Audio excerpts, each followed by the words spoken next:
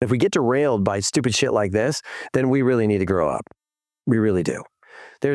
Everyone's entitled to their opinion, but the final product and the final reality here is that we all want the same thing. Ernie Stewart says, I'm out, man. I'll see you later. Thanks for that. I don't even know what happened to Brian McBride. He just excused himself out of the room, but he was a part of that. One of the things that I have not done is taken shots at Christian Pulisic. I don't think he's a captain. That's not a shot. That's an observation. That's not me saying, you got character flaws. Don't go that route of thinking that your words weigh in now when we're trying to build careers that were better than yours. And keep your ego and your jealousies in your own house, please. Major League Soccer is probably the worst place for an American soccer player to prepare for a World Cup. That's not an opinion, okay? That's fact. Okay, let's give this another shot. What I mean by that is there's an entire podcast that is dedicated to Mark Pulisic, Christian Pulisic, Landon Donovan, Tim Howard, Casey Keller, Tony Meola, and all the other guys that chimed in on this most recent documentary series that we were privy to. And you're never going to see it because I dropped way too many F-bombs and I was really upset about everything when I did the first one. Sorry to disappoint you. I know this is supposed to be unleashed and you're supposed to see it all, but man, I might have taken it a little too far. So let's recap, okay? This is what's going on. There was a documentary series that came out, and it actually included Mark Pulisic, who is Christian Pulisic's father. I've actually just spent a while watching some of Mark Pulisic's, ideas, and he's a presenter, by the way. He went to the expo and shared some of his ideas on how the development of a player should happen. And then I started to research his career. It was the Harrisburg somethings. I don't know. It was an indoor team. I made the assumption that, this is a new chapter in U.S. soccer, meaning our story as it would be. This is a generational thing where we've had players like myself who went through it and then became a father and then had children and went through this process as well. I mean, I have kids ranging from 26 to 9, 6 of them, by the way. So I've been through this thing a few times in a few different ways. And I would say this, the more things have changed, the more they've stayed the same. It really is quite an intriguing conversation when you really get into why some kids make it and why some kids don't, and what that pathway looks like and where we are right now with Major League Soccer's inclusion in all of this, with MLS Next, with ECNL, right? That's a completely separate way of let's just say what it is, registering players and playing in a separate league in total conflict with everything that is done through Major League Soccer. U.S. Soccer in most recent years has kind of passed that responsibility to Major League Soccer, is it to say, we don't want this shit anymore, you take it. And it really is becoming a more complex, complicated way of doing things. Very different than anywhere else in the world. You need to understand that. And this isn't entirely about pay to play, but it kind of is. And it really, there are some defining moments in each player's development that we can go back and look at it and say, this happened or it didn't happen. And this is why the player progressed or didn't progress or got lost or between the cracks or whatever you want to say. However, in that big process, some of these parents who now have children and some of their children are playing in the professional ranks, we had to endure probably one of the most embarrassing moments in the history of U.S. soccer. And that was a fight between two dads during a World Cup. And one of them happened to be a former U.S. national team player. The other one is our national team coach, as well as a former national team player who also has a child, Sebastian Berhalter, in Major League Soccer. And then we had Claudio Reyna's son, Gio Reyna, who was playing for the national team, was not a part of Major League Soccer, applies his trade in Dortmund. And then this back and forth, everybody, started making accusations, and then this, hey, you're not going to play my kid. Watch this. I'm going to tell everybody what a horrible person you are. And then, the text messages were flying. And the next thing we know, we have this massive investigation. Ernie Stewart says, I'm out, man. I'll see you later. Thanks for that. I don't even know what happened to Brian McBride. He just excused himself out of the room, but he was a part of that mess as well. Ernie Stewart has gone back to Holland and doing great things at PSV. Greg Berhalter is no longer our national team coach, and Claudio is still trying to find a place for his son to play because, I don't know. I mean, do you think about it? Do you want to deal with that? If you're a professional team and dad's kind of overbearing, I mean, it's just like somewhere in between Tiger Woods and there's a bunch of situations that I could make comparisons to, but this is kind of scary. Now, Mark's situation is a little different, and in this this documentary series, which has been released, he basically has a shot at everybody who's taking a shot at his son. And Christian weighs in and says that these are the things that bother him. Former players who have a say on his performances and or have been very critical. And then it got personal, right? Somewhere within this mess, the character of the players have been challenged. And Christian Pulisic is now responding to people saying that, or at former players, I should say, let's face it, it's Landon Donovan, Alexi Lawless, and Tim Howard. Those are the guys that have been shooting at you, kiddo. So one of the things that I have not done is taken shots at Christian Pulisic. I don't think he's a captain. That's not a shot. That's an observation. That's not me saying, you got character flaws. And no, I just don't think the responsibility is something that fits into your wheelhouse. It's not your character in the sense that it's not your personality, but it's not a character shot. Okay. It's just me being a former player saying, hey, you know what? There's other guys that might be far better suited for this. And it might be great to see Christian Pulisic not have all the responsibilities that go along with the captaincy, which means you have to come in. You have to be a part of the team. I mean, I remember Tim Howard's comments about how I remember this and on this, but I can't believe that he didn't show up and he should have been there. And, he needs to work hard and he needs to this and he needs to that. Okay, whatever. Everybody has their take on this. I actually took the side of Christian's in the sense that he did need a break. And I think it was probably the smartest thing that he's done. Obviously, people have been criticizing the hell out of him for not participating in the summer activities of the U.S. team. Our U.S. national team coach has had to answer questions about it pretty much every time he takes the stand in a post-game or a pre-game interview. And it's getting a little bit annoying. I think it's gotten under everybody's skin to such an extent that now we have a documentary series, which I've alluded to a couple of times. I guess it's on CBS. I have only seen clips of it. I'm not going to waste my day watching that shit. I'm sorry. I'm just not. But the shot that was taken by Landon Donovan on Christian Pulisic is pretty much what we're talking about. I've had my say about Christian Pulisic and his playing ability, his decisions that he's made, and his value to the U.S. national team. I've also had my say about Landon Donovan, which I felt this is a guy who certainly shouldn't be commenting about somebody else taking a break. He's saying, well, I am the person who should be taking a break. 350 some odd days in Cambodia? I mean, come on. I mean, take a breath, man. It really is difficult for us to take this situation seriously when we have people who didn't take their own career seriously weighing in. And that's you, Landon. I'm sorry, man. You still are kissing ass and saying that Major League Soccer is the way to go. And because of they made a trophy for you. They named the trophy after you. And of course you're going to be screaming at the rain when it comes to these kind of things, because it defines who you are. But don't go that route of thinking that your words weigh in now when we're trying to build careers that were better than yours. And keep your ego and your jealousies in your own house, please. Because that's how you're coming off. You're coming off as a jealous guy who can't help that people are comparing him to you.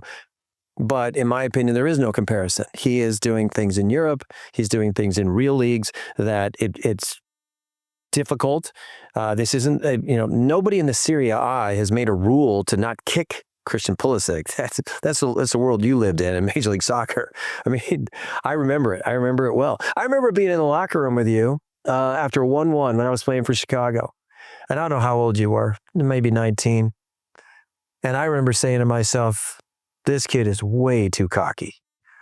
And some of the things you said, and then I remember later on, after my career was over and I had to be, in a seat where I had to criticize some of your performances and or give you praise for a great performance. And there was a lot of those. But I remember what you said at the buffet. Eric, I don't give a shit what you say.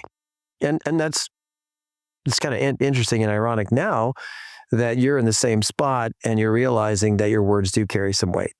But in this particular case, just stay out of it. Okay? Just stay out of it. We are talking about things that you don't understand.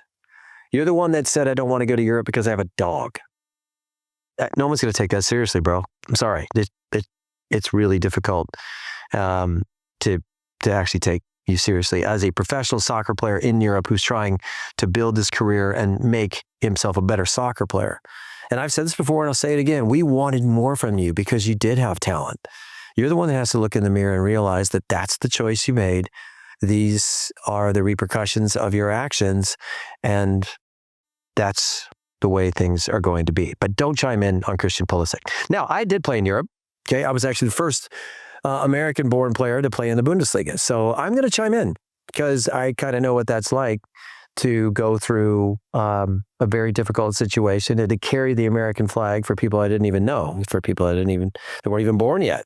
But that's the responsibility I took. I took it seriously, and it was very important to me that I left a good impression. I broke my leg in 1994, and it changed my career. That's why I came back to Major League Soccer, and I probably could have been a lot more too.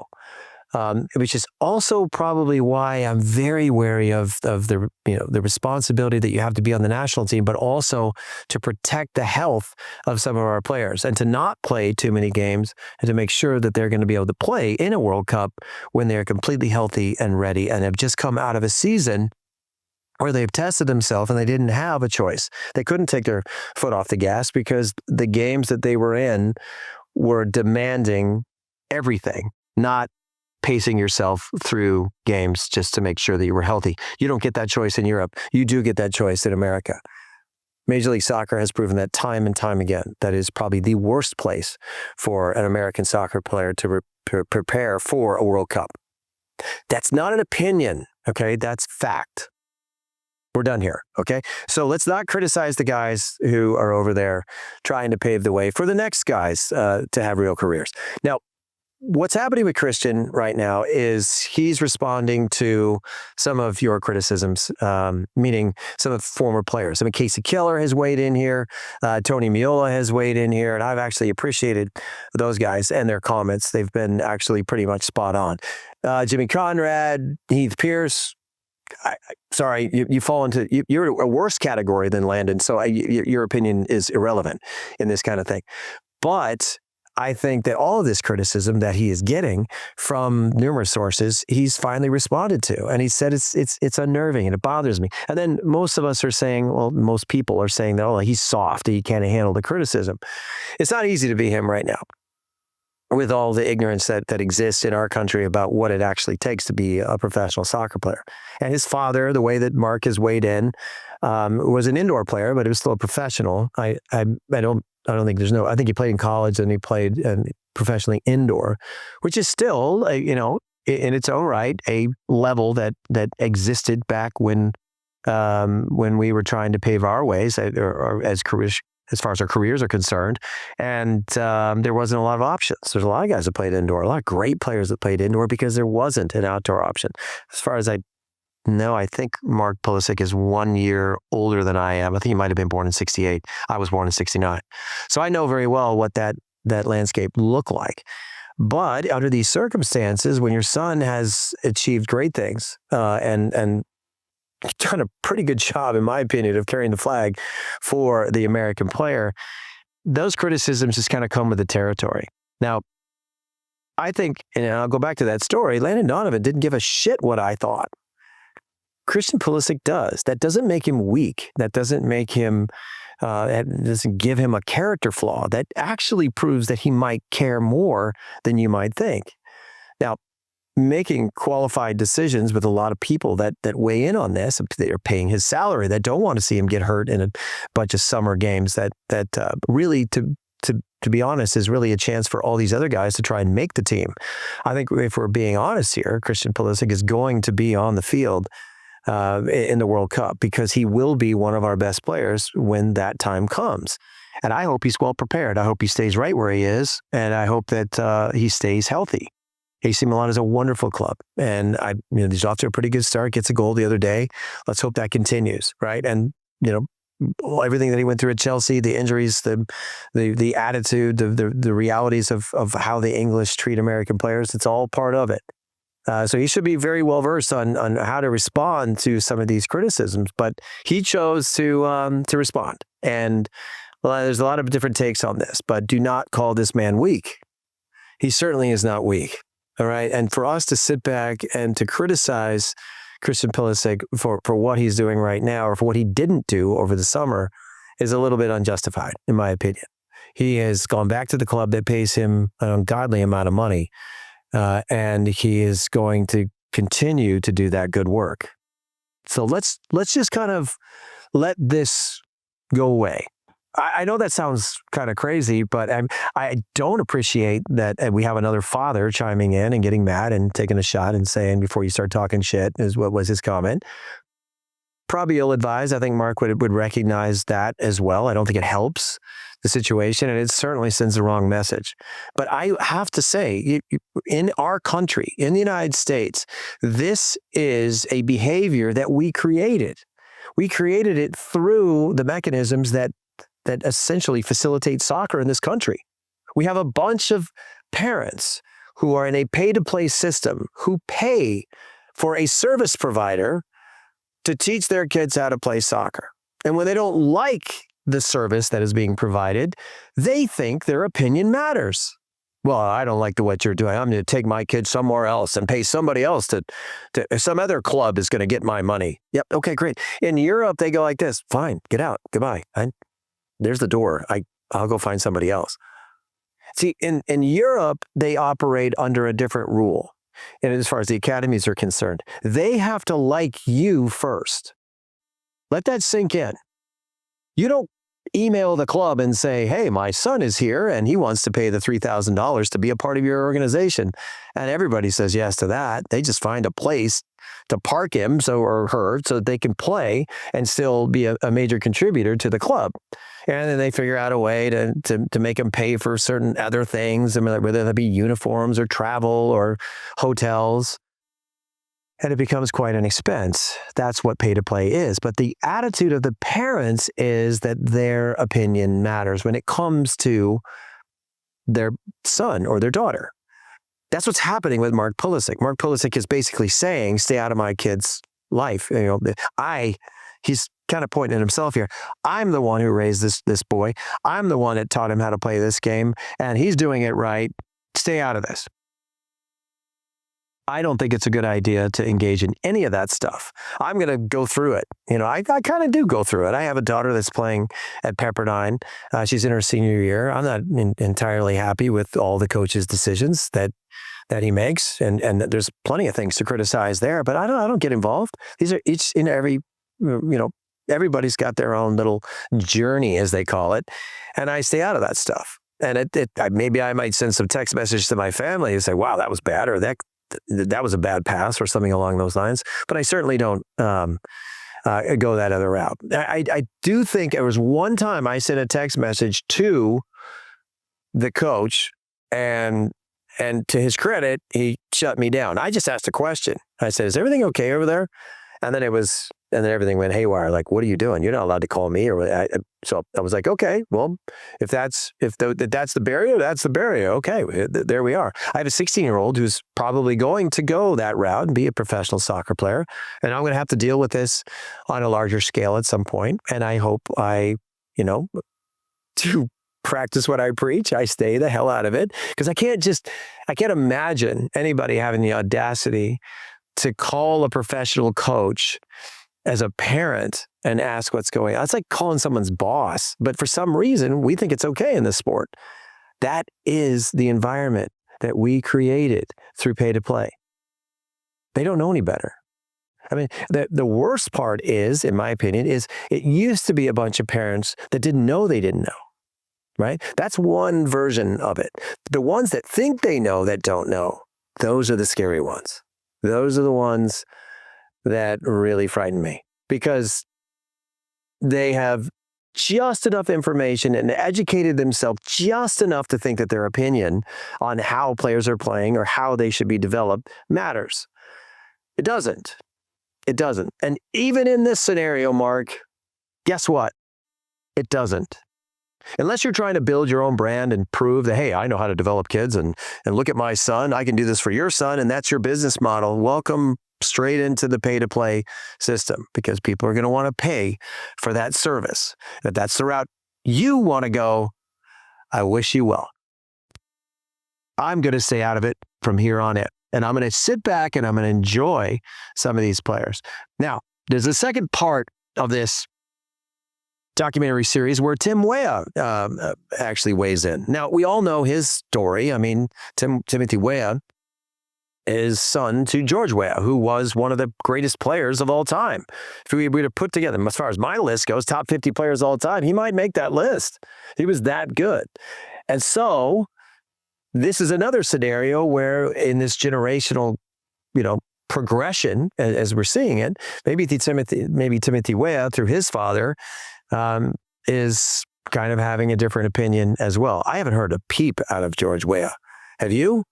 I think he's running the country. I mean, he's the president of Liberia last time I checked. So maybe he doesn't have time for this, or maybe he understands that this is not his realm to step into.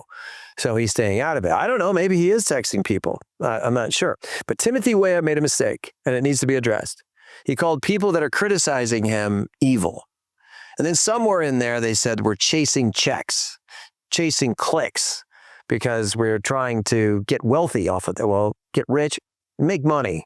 Nobody's getting wealthy or getting rich off of talking about players' performances unless they're paid by a network to share a narrative that probably isn't theirs. However, Timothy, stay away from the evil word. You don't need to call people evil. That's not what it was. So take that back if you can in the next coming weeks. Say, I really didn't mean that, because you didn't. Evil is the wrong word. But when guys like me who have a job to do and they've been asked to be critical and or analytical of these performances, sometimes it's not going to be all cherries, okay? So take it, be a pro, move on, and understand that this is a world where other people are allowed to have opinions about how you play. And if mom and dad don't like it, mom and dad don't like it. And you don't even fall into that category, Timothy. You don't, because you had a completely different upbringing, and all of this might even be foreign to you, that we have parents who really think that their opinion matters. All things being equal, I think what we've got here is some people that got put in front of a camera, were asked some questions in a documentary series, and those people that were asking the questions were good at their job, and they got some people to get fired up, and they said some stuff. And some of that stuff is now we're all reacting to it. I am not going to react to it. I don't think it's important. And I certainly don't think it should take our focus off of what we are trying to accomplish as a soccer nation. And if we get derailed by stupid shit like this, then we really need to grow up. We really do. Everyone's entitled to their opinion, but the final product and the final reality here is that we all want the same thing. And that's for the United States national team to take the field in 2026 with healthy and prepared bodies and to win the whole damn thing. Enough said? All right. As long as we keep fighting with each other, we will make that goal and that focus very difficult. So let's try to grow up here. And let's move on. Let's support our team. Let's support our players. Let's stop throwing rocks at them. If they play bad, they play bad. They probably know that. But let's not make it personal. Let's not make it about their character. And we should be okay. We'll see you next time. Everybody just calm down. It's going to be fine. This was Unleashed. Just a much calmer version than the first one. We'll see you next time.